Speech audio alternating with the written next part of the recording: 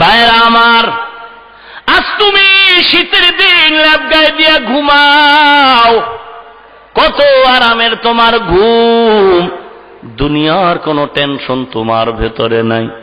মনে করেছো মায়ের কোলে ঘুমাও, বার্মার জমিনের দিকে তাকায় দেখো আমার মুসলমানেরা ঘুমাইতে পারে না। গত মাসের 13-14 তারিখে কক্সবাজার টেকনাফ গিয়ে সচক্ষে তাকায় দেখতেছি সাগরের ওই পারে বার্মার মুসলমানের বাড়িতে আগুন, মানুষগুলো চিল্লায়া চিল্লায়া কান্না করে রে মুমিন। শুনলাম ওই টেকনাফ বর্ডারের পাশে আবার মুসলমান, বার্মার মুসলমানেরা খাওন নাই, ঘুম নাই, ঘর নাই, এ শীতের রাতে আকাশের দিকে চিল্লায় কাদের মালিক, কপাল বুঝি খারাপ হয়ে গেল। মা খানা চায় না, কোলের মধ্যে শিশু বাচ্চা, ওরে মালিক আমার বাচ্চাটারে খানা দাও, বাচ্চাটাও খানা পায় না। মায়ের কোলে শিশু বাচ্চাটা না খেয়ে ধুকে ধুকে মরে যায়।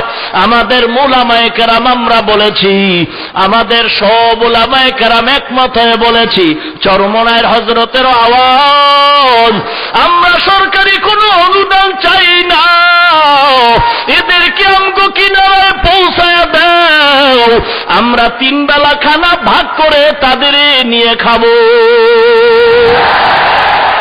সহ্য করতে পারি না রে মুমিন, সহ্য করে পারি না।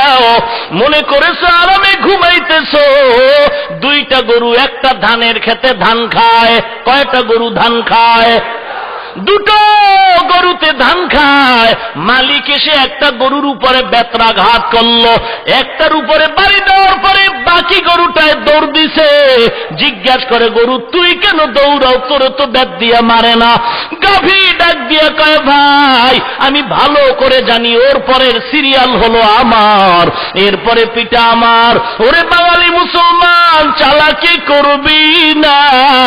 মনে করেছে দেশে আমাদের মুসলমানের অভাব নাই, আরামে ঘুমায় থাকবো।